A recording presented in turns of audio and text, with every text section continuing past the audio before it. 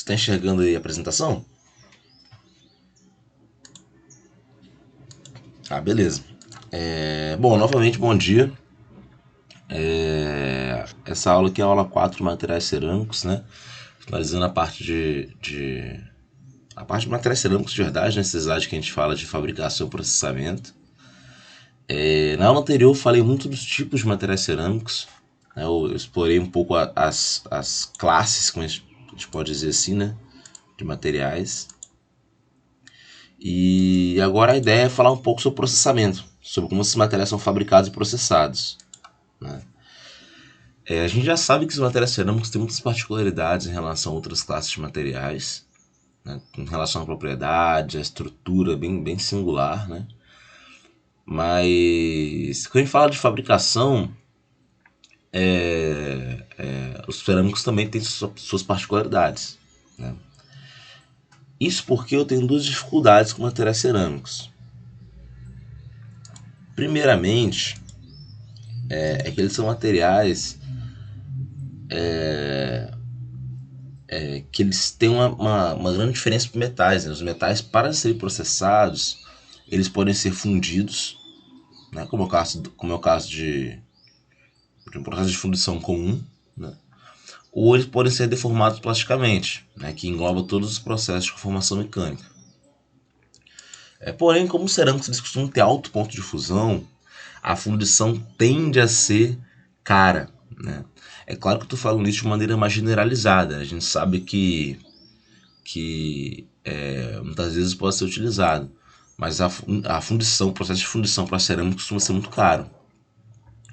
E por eles serem muito frágeis também, novamente, de maneira generalizada, a deformação plástica também é dificultada, né? Então a gente tem esse problema que a gente nem sempre pode fundir e nem sempre pode deformar plasticamente, né? Isso aí se apresenta como um grande desafio quando a gente pensa em moldar esses materiais, né? Então aqui a gente vai usar alguns processos de fabricação alternativos. Formação a partir de pós, né, processo de metalurgia do pó. Os vidros são conformados a temperaturas elevadas, né? A gente sabe que o vidro, devido à sua estrutura mais amorfa, à medida que ele tem que a temperatura se eleva, né, ele tende a ficar um pouco mais fluido, então é mais fácil de se moldar. Os cimentos são processados a partir de colocação da massa em molde, né, num processo que a gente pode até fazer uma analogia à fundição, né, só que em temperatura mais baixa, né? E, enfim, dentro das técnicas de fabricação de cerâmicos, nós temos esses processos aí, né? Processos de formação de os processos onde a moldagem acontece através no esquema parecido com o do vidro, onde a gente sobe a temperatura, o material amolece e assim a gente molda ele. Tem processo de metalurgia do pó, né, que pode ter vários tipos aí, como eu vou falar mais tarde. E processo de cimentação, né, que é mais voltado para essa área específica de cimentos mesmo, né? Bom, separando por classe de material, vamos explorar um pouco esses processamentos que são possíveis aí para os materiais cerâmicos, né? Primeiramente, os vidros e vitrocerâmicos. Lembrando que os vidros são materiais amorfos, né? Os vitrocerâmicos são aqueles vidros que passaram por um tratamento térmico e se tornaram materiais cristalinos. Bom, a gente tem que saber que os materiais vítreos eles têm a particularidade de não se solidificar da mesma forma que os materiais cristalinos, né? No resfriamento, com a diminuição de temperatura, um vidro se torna mais e mais viscoso, né? A gente pode olhar assim, até de maneira grosseira, como se fosse um líquido que tem sua viscosidade sempre aumentada à medida que a temperatura baixa. E não existe uma temperatura definida na qual o líquido se transforma em um sólido, como acontece em materiais cristalinos, né? Não tem um ponto de fusão bem definido. Essa é a particularidade dos vidros, até por ter essa estrutura amorfa. E aqui a gente pode trazer mais uma grande diferença aí entre o material cristalino e o material amorfo, né, onde é a dependência do volume específico em relação à temperatura. A gente pode ver que tem dois valores de temperaturas aí, o TM e o TG. Né? Esse TM seria como se fosse uma temperatura de fusão convencionada, assim, não quer dizer que o líquido se tornou sólido de fato, mas é uma temperatura onde o líquido se torna esse líquido super resfriado. Né? E logo mais embaixo tem outra temperatura aí que é TG, né? A temperatura aí de transição vítrea, onde ele já passa na estrutura mais próxima de um sólido. Né? Então eu tenho essas duas temperaturas aí para limitar o comportamento do vidro. Né? Vocês podem ver que vermelho aqui é como o vidro de fato se comporta. Se fosse um sólido cristalino, ele estaria aqui, na próxima temperatura de fusão, ele já se tornaria um sólido cristalino. Um sólido de verdade.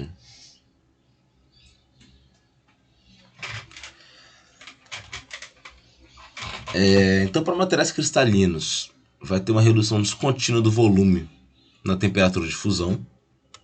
Né? Redução descontínua do volume na temperatura de fusão, essa queda aqui tracejada de azul. Porém, nos materiais vítreos, o volume diminui continuamente com a redução de temperatura. Né? O que é característico da estrutura amorfa. E aí uma ligeira redução na inclinação da curva vai acontecer na temperatura de transição vítrea, que é o TV. Né? Ou aqui, como está no gráfico, TG, né? Que é glass. Né? Então se refere à temperatura de transição vítrea. TM é como se fosse a temperatura de fusão, né? Que é melting temperature, que é a temperatura de fusão.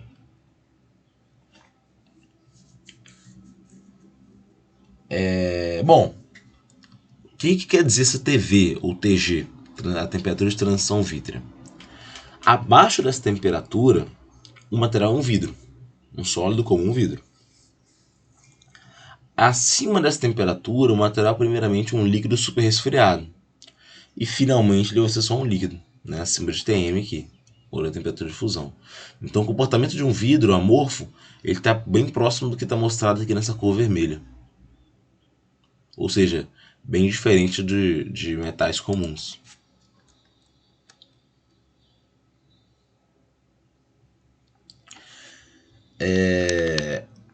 Aqui nós temos também esse gráfico mostrando a dependência da viscosidade com a temperatura. Podem ver que a viscosidade ela vai caindo aí para todos esses materiais mostrados, né?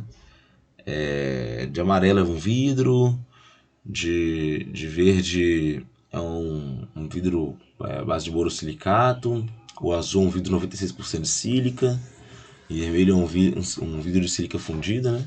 Aliás, sílica fundida, né? Apenas.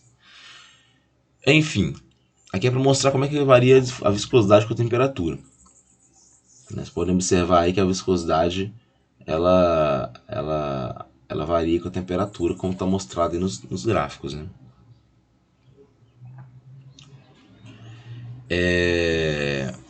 Bom, ponto de fusão. A gente tem várias temperaturas aqui nesse gráfico que vão estipular mudanças na estrutura desses materiais. Né? Então são valores que a gente pode chamar de ponto de fusão. Beleza? Perdão. São valores que a gente pode chamar de temperaturas especiais aí. Eu tenho ponto de fusão, ponto de trabalho, ponto de amolecimento, ponto de recozimento. São pontos que vão indicar alguma mudança estrutural grave aí na estrutura desse vidro. Primeiramente, o ponto de fusão. O ponto de fusão ele é convencionado como ponto correspondente à viscosidade de 10 Pascal vezes segundo.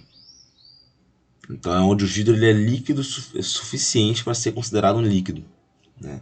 Ele está bem amolecido aqui, né? Que acontece a temperatura mais alta, vocês podem ver. Ponto de fusão, que é o melting point, ó, ele está aqui embaixo. Ou seja, isso acontece a temperatura muito alta. Para esse vidro indicado por a curva amarela aqui, isso acontece acima de 1400 graus Celsius. Tá bom? Para outros aqui nem mostra, né? De tão alta que é a temperatura. Outro ponto importante aqui nesse gráfico é o ponto de trabalho. né, que é o working point, é um valor de temperatura também, um patamar de temperatura.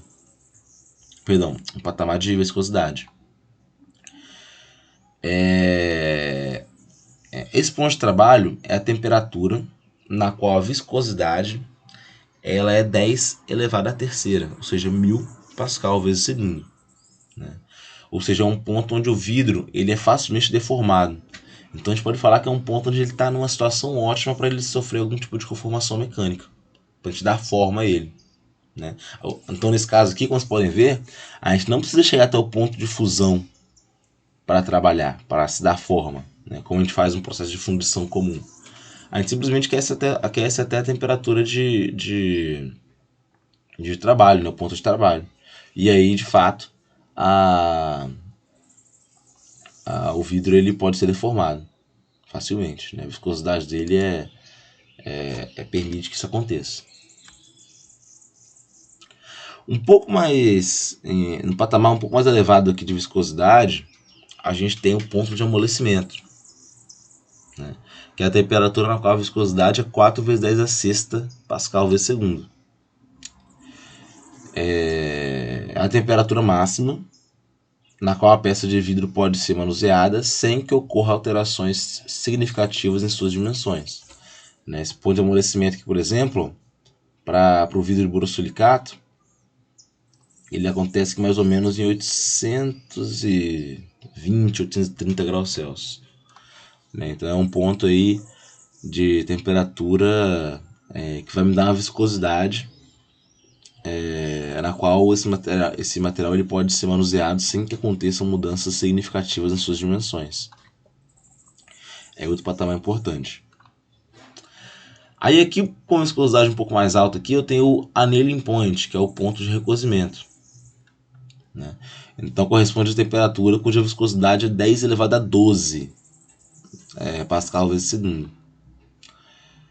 Nessa temperatura, a difusão atômica é muito rápida. Né? E quaisquer tensões residuais podem ser removidas em intervalo de aproximadamente 15 minutos. Né? Então, se eu levar o vidro, né, a essa temperatura, eu posso fazer uma limpeza, entre aspas, das tensões residuais no seu interior. Né? A difusão aqui ela é rápida o suficiente para que o estado de tensão seja eliminado, ou seja atenuado. Né? Então a gente pode até fazer analogia ao recozimento que a gente vê nos metais. Né? Recozimento nos metais é um processo onde visa aumentar a dutilidade e fazer um alívio de tensões. Né? Aqui a gente pensa basicamente no alívio de tensões mesmo. Tá bom? A temperatura que tende a ser um pouco mais baixa aqui. Né? Para o borosilicato, está por volta aqui de 570 graus Celsius. Aí, né? É o ponto de recozimento do vidro. Então, a viscosidade dele vai ser bem alta. E para fechar lá em cima, eu tenho um ponto de deformação, né? que é um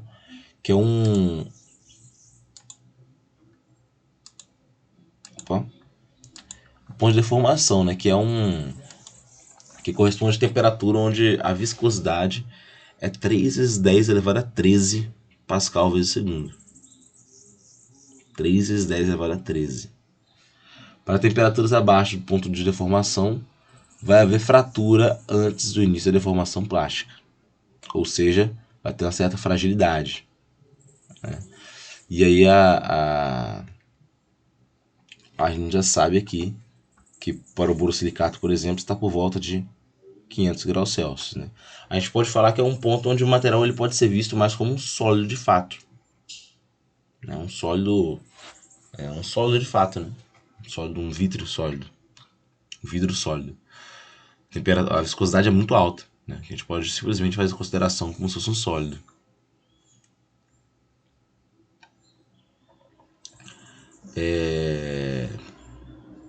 Obviamente, a temperatura de transição vítrea vai ser sempre maior do que o ponto de deformação. Né?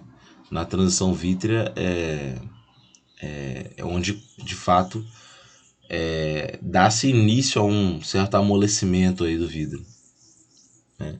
Vocês podem perceber que a gente está sempre falando aqui de viscosidade, porque muitas vezes a gente trata o vidro como se fosse como se comportasse, né, devido à sua característica amorfa, como um fluido, né? Isso não quer dizer que o vidro é um líquido, tá, gente? Mas ele se comporta por ter uma estrutura amorfa.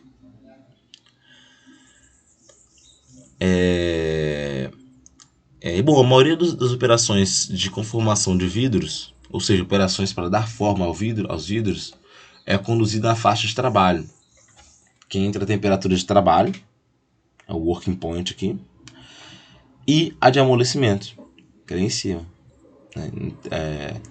Perdão, que está logo em cima aqui. Então, isso aqui é a faixa de trabalho que a gente tem aqui para se conformar aos vidros. Tá bom? Que vai aí, ó, para o borosilicato, por exemplo, de mais ou menos a 800 graus Celsius até 1200 graus Celsius. Ou seja, temperaturas elevadas.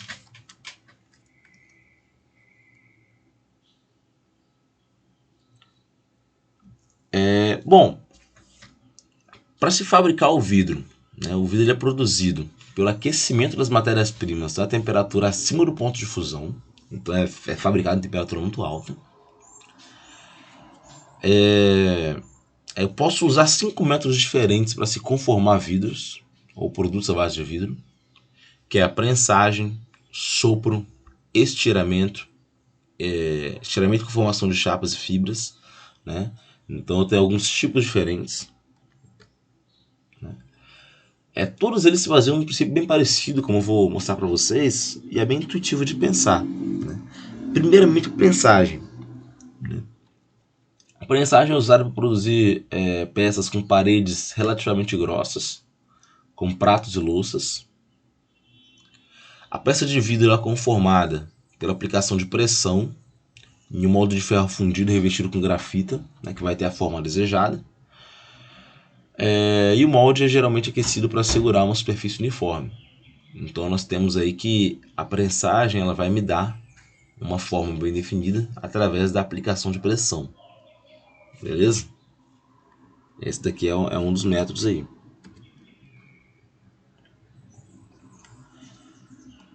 Eu tenho um processo de sopro. Né? Os processos de sopro podem ser feitos manualmente, né? Onde a gente pode citar artesanato, onde algumas peças de arte podem ser produzidas. Mas esse processo de sopro já foi automatizado, né? Para produção de jarras, garrafas e bulbos de lâmpadas de vidro. Né? Então o que é esse processo de sopro? A ideia é que eu tenha um tarugo de vidro, na forma temporária, na forma primária, e ela vai ser conformada por prensagem mecânica de um molde. Né? Eu vou criar a partir desse tarugo de vidro uma peça primária aí. Né? Essa peça, também conhecida como parisson ou parison,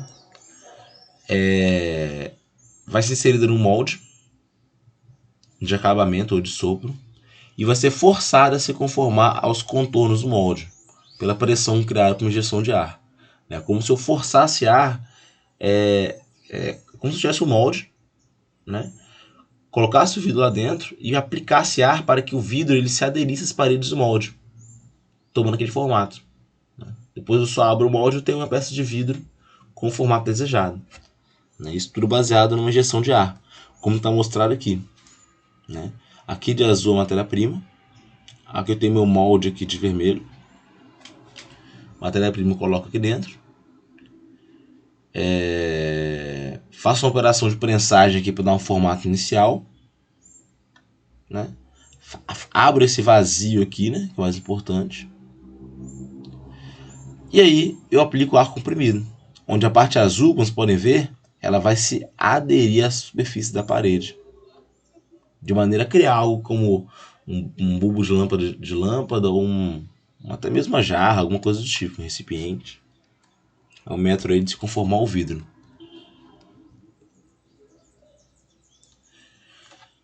O estiramento também pode ser usado, mais usado para conformar peças de vidro como chapas, barras, tubos e fibras, né, que tem a seção transversal constante.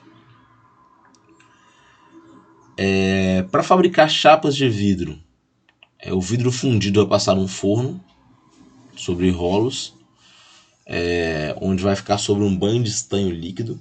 Né? Quando ele está sobre esse banho de estanho líquido, né, essa tira de vidro vai flutuar sobre a superfície de estanho, de maneira que a própria gravidade e a tensão superficial vai garantir que as faces da chapa no caso, né, sejam completamente planas e paralelas, com espessura uniforme. Então, um procedimento aí bem interessante para a gente fabricar chapas de vidro, né? Tem até uma imagem que eu vou mostrar para vocês daqui a pouco. Essas chapas elas adquirem um acabamento brilhante. A gente fala que elas foram polidas por fogo, né? Dentro de uma região do forno onde eu tenho esse polimento, entre aspas aí, né? Em seguida a chapa passa para o interior de um forno de recozimento e é finalmente cortada em seções. Então nós temos essas etapas aí de um processo aí de fabricação de chapas de vidro. É claro que para que a operação seja um sucesso, nós temos que controlar muito bem a temperatura e controlar também a atmosfera gasosa. Aqui tem uma... exemplificando, né, o que seria esse processo aí de fabricação de chapas de vidro. Aqui em vermelho na esquerda seria o material cru, entrando seja um vidro fundido. Primeiramente passa por esse forno de fundição, né, pode dizer assim. Daqui ele é puxado por rolos até esse forno onde ele vai ficar, né, nesse banho de estanho líquido. Ele vai ficar como se fosse, de certa forma, por cima desse banho de estanho líquido, né, de maneira que a gravidade vai empurrar a chapa para baixo e a tensão superficial do estanho para cima. Então a chapa, na verdade, ela vai ser garantido que ela vai ficar bem paralela em relação às superfícies, né? Isso é garantido aqui dentro. Então tem a parte inicial do forno, que é a parte de aquecimento, a parte central, que é a parte do polimento a fogo, como comentado, e a parte final, que é a parte de um resfriamento, né, a zona de resfriamento. Aqui eu tenho uma atmosfera bem controlada dentro desse forno. Aí seguindo adiante que eu tenho um forno de recozimento, né, para remover as tensões residuais. Depois eu corto e eu tenho as chapas de vidro prontas aí para ser comercializadas. Né? Esse é o processo de estiramento das chapas de vidro. Tá bom? Até aqui alguém tem alguma dúvida?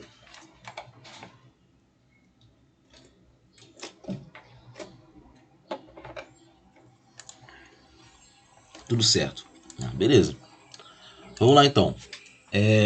Aqui dentro dos vidros eu também tenho que falar de tratamentos térmicos, é importante.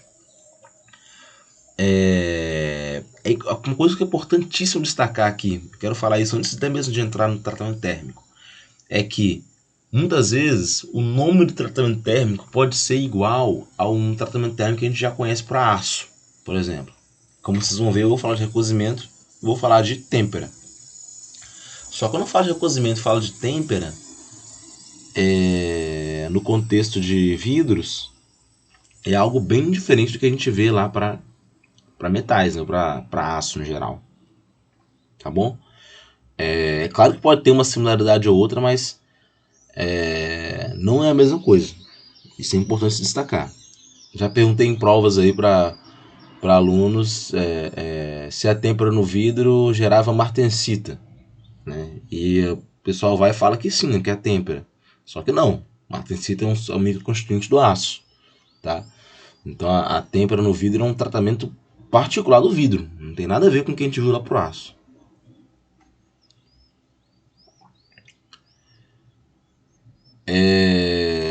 Bom, tratamentos térmicos nos vidros, né? Primeiramente, recozimento. A gente sabe quando ele é resfriado, né? Qualquer material, desde uma temperatura muito alta, o próprio resfriamento, por ele não ser uniforme, ele vai gerar tensões térmicas no material. Eu já comentei bastante sobre isso com vocês, né? Da parte, muitas vezes a superfície tem uma variação de temperatura diferente do interior, né? E aí acaba tendo um gradiente de temperatura e eu acabo tendo uma parte esfriando mais rápida que a outra. E eu tenho tensões térmicas sendo geradas, né? Para cerâmicos, isso é um grande problema, né? Porque as cerâmicas são frágeis e as tensões internas elas podem ser um ponto que favorece o surgimento de trincas. né? Isso especialmente para os vidros, né, que não apresentam quase deformação plástica nenhuma antes de fraturar, né? Então é interessante que a gente tente remover as tensões internas. Para se remover as tensões internas, recomenda-se fazer esse recozimento. Recozimento nada mais é que um resfriamento muito lento da peça. Resfriar bem lentamente.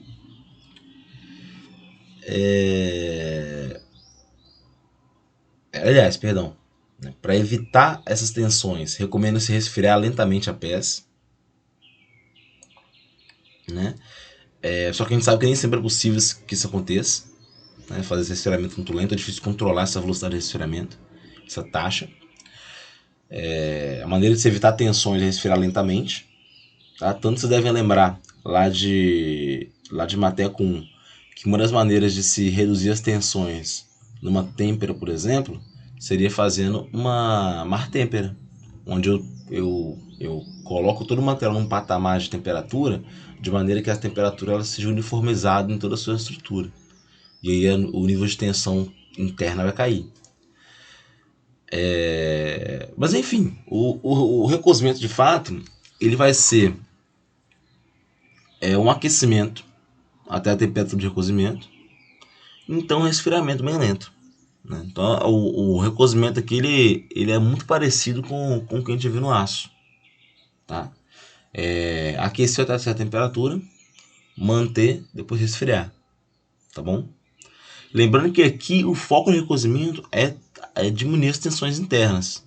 Tá? No aço a gente tem aquela questão de ter um aumento de dutilidade. Aqui a gente não vai ver isso, né? As cerâmicas são intrinsecamente frágeis. Especialmente o vidro, né? Que é o que eu tô falando aqui, né? Eu também tenho a têmpera do vidro. Né? Esse processo de têmpera no vidro ele é bem interessante, né? A ideia da têmpera do vidro é aumentar a resistência mecânica. Né? Só que o modo que a gente obtém essa inicialmente resistência ele é bem particular. Né? A ideia aqui é aplicar tensões residuais compressivas na superfície da peça. Porque quando ela estiver em tração, a tensão de tração vai ter que vencer essa tensão de compressão na superfície para aí sim, talvez produzir algum dano no material. Então a ideia aqui da têmpera do vidro é aplicar tensões compressivas na superfície da peça. Né?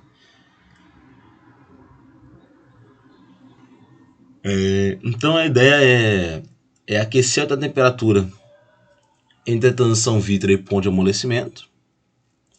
Então resfriar até a temperatura ambiente, usando um jato de ar ou em alguns casos banho de óleo, que são métodos de resfriamento muito rápido. Né? Esse gradiente de temperatura vai induzir tensões só na superfície. Né? Então o que a gente pode falar que é parecido com a têmpera no aço? É parecido porque envolve um resfriamento rápido. Só que a gente sabe que aqui a história é totalmente diferente.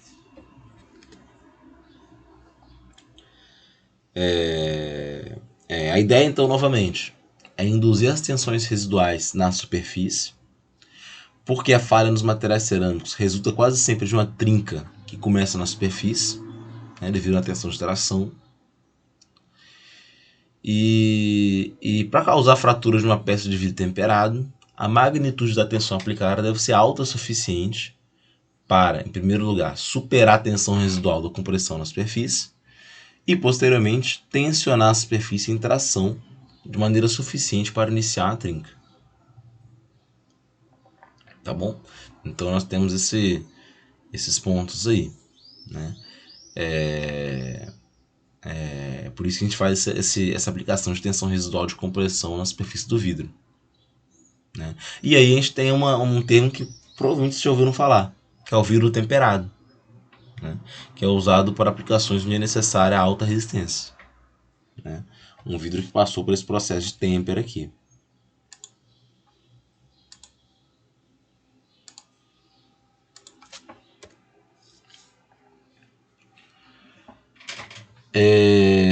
Em relação aos vidros cerâmicos, né, que tem a estrutura cristalina, O primeiro passo é conformar na forma desejada, né? Feito com vidro. As técnicas podem ser as mesmas, né? Tanto pressagem quanto a moldagem por sopro, estiramento, enfim. Né?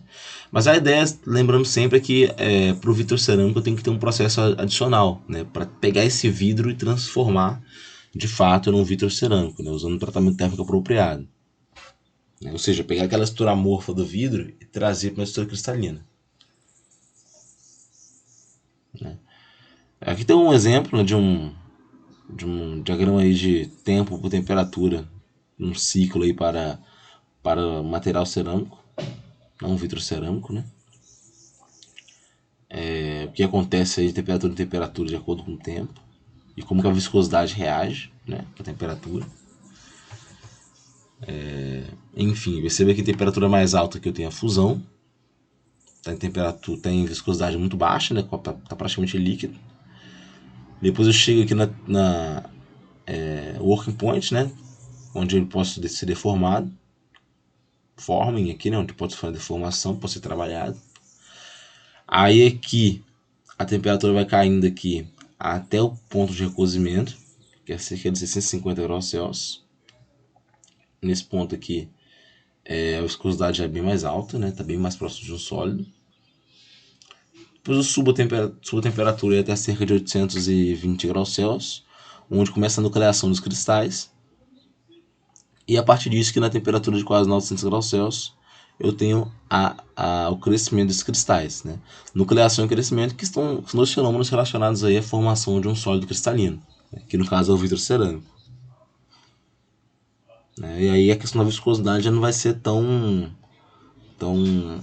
relevante aqui pra gente. Tá? Bom, eu tenho produtos à base de argila, né? São outra classe de materiais cerâmicos. Para se processar esses materiais, nós temos que saber que esses materiais apresentam uma condição chamada de hidroplasticidade, que é quando a gente adiciona água, ele se torna muito plástico, ou seja, muito dúctil. Né?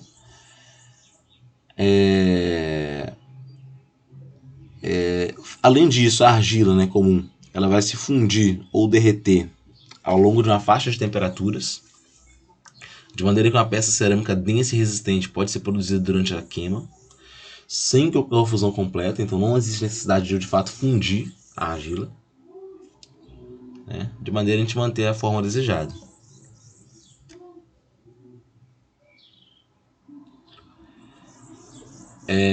As matérias-primas para se produzir as cerâmicas à base de argila, elas têm que, no geral, ser submetidas a processo de moagem ou trituração, onde o tamanho das partículas vai ser reduzido. Esse procedimento é seguido por peneiramento ou classificação granulométrica, cujo objetivo é ser produzir um produto pulverizado, né, com a faixa desejada de tamanho das partículas. Então a ideia é que a minha matéria-prima ela sofra moagem, sofra trituração, as partículas sejam otimizadas em relação a tamanho, tem que haver um controle granulométrico aí, a gente pode falar. E isso é bem importante.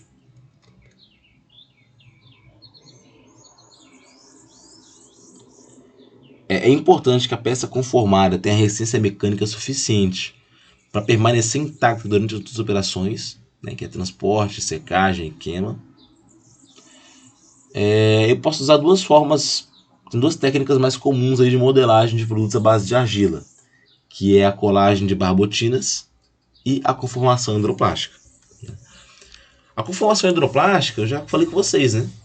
Que os minerais à base de argila, quando são misturados com água, vão se tornar muito plásticos e deformáveis, né? Ou seja, muito dúcteis mesmo. Então eles podem ser moldados sem a formação de trincas, né? Sem dificuldade. Porém, apesar de ter essa vantagem, eles vão ter um limite de escoamento muito baixo. Né? Então a ideia aqui é otimizar essa razão de água e argila dessa massa hidroplástica para produzir um material que tenha um limite de escoamento satisfatório. tá? Porque ele não vai se quebrar durante se fraturar, né? Durante o manuseio ou a secagem. A técnica de conformação hidroplástica mais comum é a extrusão, onde a massa cerâmica plástica rígida vai ser forçada pelo orifício da matriz. Né? Extrusão, vocês vão ver isso com mais detalhe lá em processo de fabricação, né? Vocês já não viram. Mas se baseia em forçar o material contra um orifício, de maneira que ele tome o formato do orifício. Né? Se eu forço o material contra um orifício circular, eu vou formar no final de contas um cilindro. Se o orifício é um orifício retangular, eu vou formar um prisma de base retangular. Né? Aqui para os cerâmicos é um processo muito similar à extrusão em metais. Né? A extrusão em metais é um processo de formação mecânica bem importante. Tem muitas particularidades. A extrusão pode ser feita a frio, pode ser feita a quente. Enfim. Tijolos, tubos, blocos cerâmicos e azulejos no geral são todos fabricados usando conformação hidroplástica. Então é um método aí bastante comum, uma técnica muito comum. A colagem de barbotinas também é bem interessante, né? A ideia aqui é usar uma suspensão de argila ou outros materiais não plastificáveis em água, que é o que a gente chama de barbotina. Né?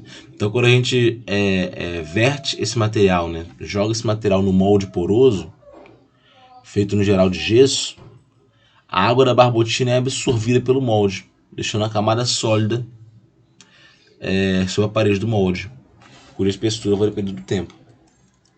Então a ideia é misturar esse material base com água, colocar no molde, e esse molde ele vai puxar a água desse material.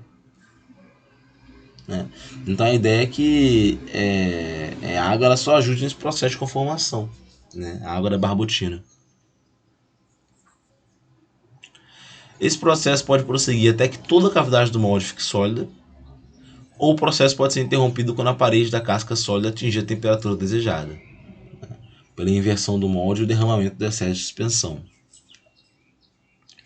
Esse processo é chamado de colagem com drenagem, né? Como tem esse puxamento de água, a gente fala que tem uma drenagem. Conforme a peça fundida seca e se contrai, ela vai se separar da parede do molde. Né? Nesse momento o molde pode ser desmontado e a peça pode ser removida sem muitas dificuldades. Então temos aqui a ideia, né? Essa parte azul é meu material. Né? A água vai ser absorvida de maneira que a estrutura final seja essa aqui da direita. Aqui embaixo tem algo bem parecido, né? Só que aqui o molde ele tá de maneira a produzir um material oco, né? Que também é possível fazer através desse método de colagem de barbotinas.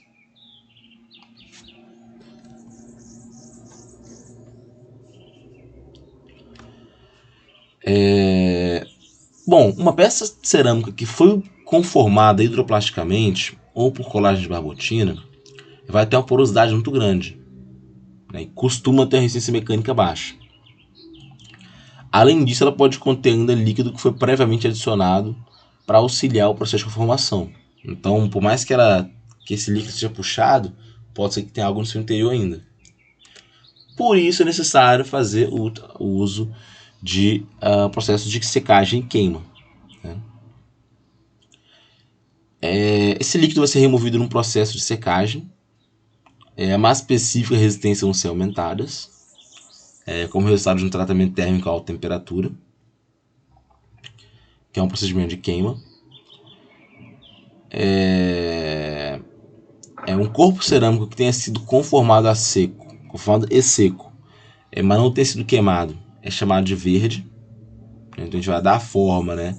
E vai só dar forma, no caso, antes de secar a gente fala que a cerâmica é verde. Acho que eu até falei isso com vocês em outras situações, né?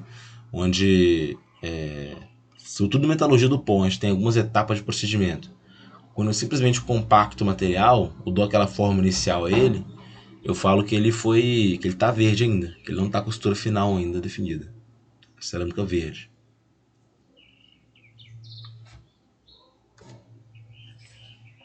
Então eu faço essa queima aqui, né? Antes de ser queimado, a cerâmica tá verde ainda. Depois da queima que ela já não é mais cerâmica verde, né? Secagem, né? Durante a secagem é crítico controlar a taxa de remoção de água, né? Essa secagem das regiões internas vai acontecer por conta de difusão de moléculas de água para a superfície, onde vai acontecer evaporação. Então as moléculas de água vão sair da superfície por difusão, aliás, sair do interior e chegar na superfície, e na superfície vão evaporar. É importante fazer esse controle, é muito crítico aqui, essa taxa de remoção de água, porque o que acontece? Se evaporar a água da superfície mais rápido do que a água ela sai do interior e vai para a superfície, né? Ou seja, se a taxa de evaporação for maior que a taxa de difusão, a superfície secará e, consequentemente, vai se contrair antes do interior, o que vai gerar tensões internas, né? E provavelmente vai gerar algum tipo de fratura frágil, né? Então eu não posso deixar com que a evaporação na superfície ela aconteça mais rapidamente que a difusão do interior para a superfície. Dessa maneira, a taxa de evaporação na superfície deve ser diminuída para no máximo ser igual à taxa de difusão da água, né? A taxa de evaporação pode ser controlada pelo próprio controle ambiental, né? De temperatura, de umidade, agitação do ar, né? Isso tudo pode ser levado em consideração. Aí está a remoção da água, né? De A para C, como acontece a remoção da água no interior da estrutura.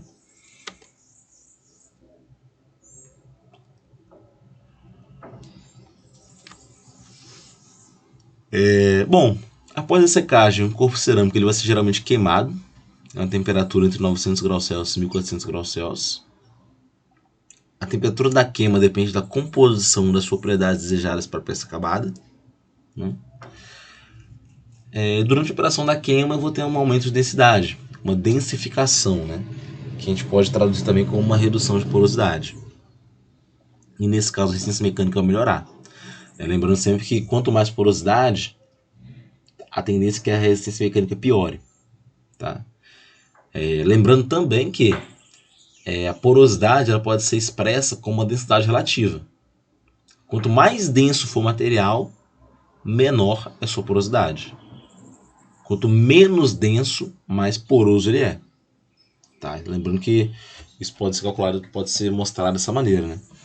Às vezes a gente fala que a cerâmica ela tem densidade relativa baixa.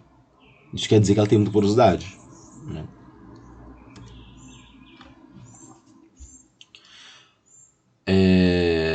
Bom, até aqui tudo certo, gente?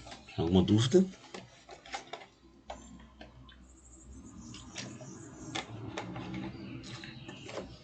Não? Beleza.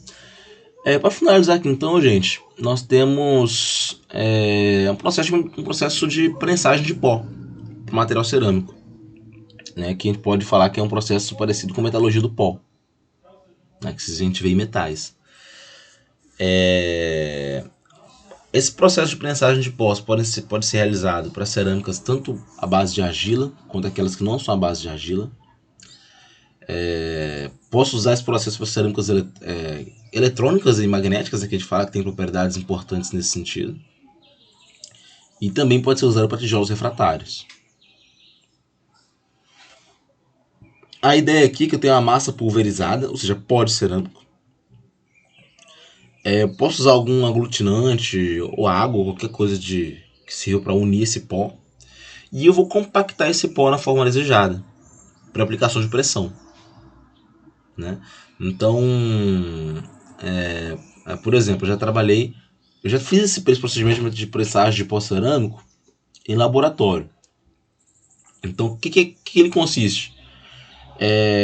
Eu saber o que esse pó é formado, né? Sei lá, tem 4 elementos principais. Eu vou pegar alguns óxidos, fazer uma uma previsão estequiométrica do que vai acontecer em questão de reação química quando eu juntar esses pós.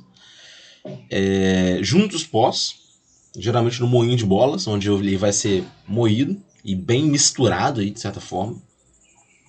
Depois que tem essa união desses pós, que a gente fala são os pós precursores, a gente leva até uma prensa hidráulica, onde a gente coloca, por exemplo, esse pó na forma de pastilha, né, que já vai ser minha cerâmica verde, assim, né, que ela não foi queimada ainda. Né? O grau de compactação é maximizado e a fração de espaços vazios é minimizada, né? À medida que a gente mistura partículas mais finas e mais grossas em proporções apropriadas. Então a ideia é que a gente misture esses pó para formar essas pastilhas, né, que sejam bem compactas, aí, com poucos espaços vazios. Esse controle da granulometria das partículas também é importante. Né? Essa prensagem pode ser uniaxial, que é mais simples e barata, acontece numa direção só, ou pode ser feita de maneira isostática, né, que permite formas mais complexas e mais caras, onde a pressão ela acontece de maneira uniforme em toda a estrutura da peça. Aí como vocês podem ver, ó, em A eu coloquei o pó aqui no molde, depois em B eu aplico uma pressão aqui para forçar esse pozinho aqui de formar essa pastilha. Depois eu retiro essa pastilha, jogo mais pó, pressiono, faço outra pastilha, jogo mais pó, pressiono, faço outra pastilha. E assim eu vou criando pastilhas desse material sólido, né, usando a metalurgia do pó. Né? É claro que a compactação é a primeira etapa só, tá, gente? Eu também tenho um processo de queima depois. Né? Essa queima ela vai ajudar na questão da redução de porosidade e vai melhorar, consequentemente, a integridade mecânica. A ideia é que que aconteça uma densificação. Né? Esse segundo processo a gente fala que é a sinterização da cerâmica. Ela vai ser sinterizada. Tá? É até importante fazer a distinção que a sinterização é esse tratamento térmico que vai me dar uma estrutura cerâmica mais íntegra mecanicamente. Tá? Essa sinterização, com a redução de porosidade. Não confunda com sintetização. Sintetização é produzir cerâmica. Eu vou sintetizar. Sinterização é um tratamento térmico. Tá?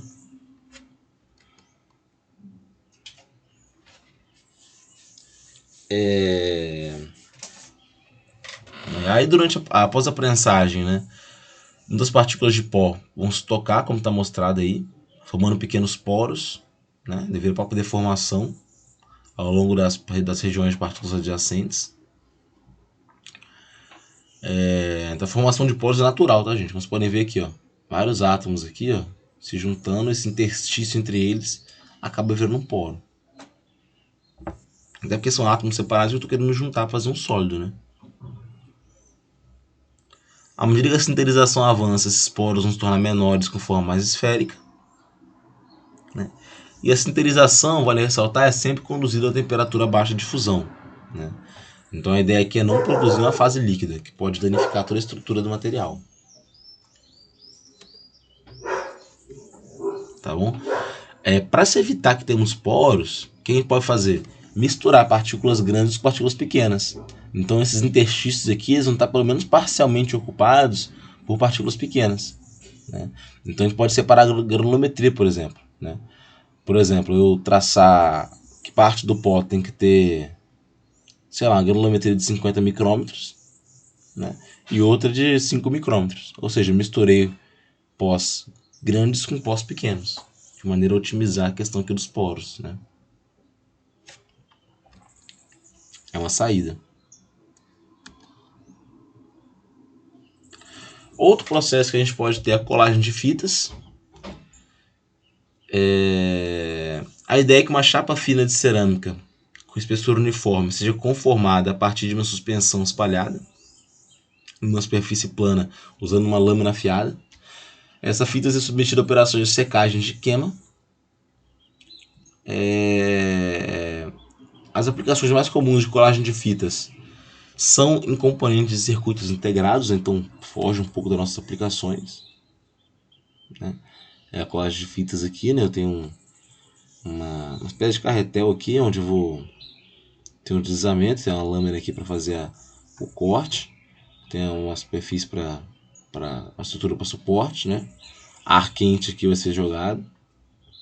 E enfim, eu vou ter aí a colagem de fitas,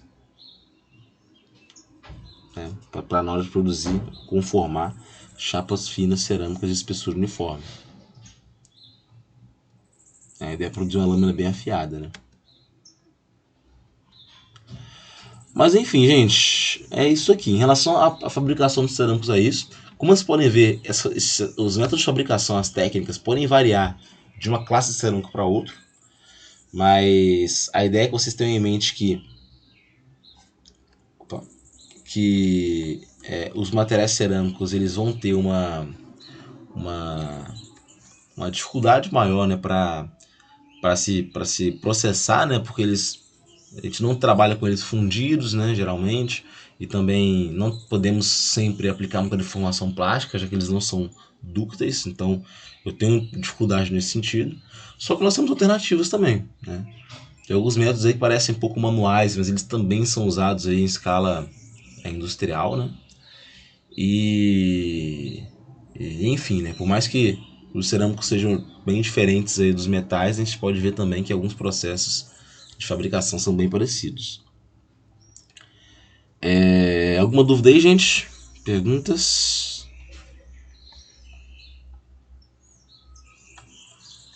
Tranquilo, né? Pessoal, então é isso, tá? Lembrando que semana que vem vão ser nossas apresentações, né? Mesmo esquema da primeira, você já sabe como é que funciona.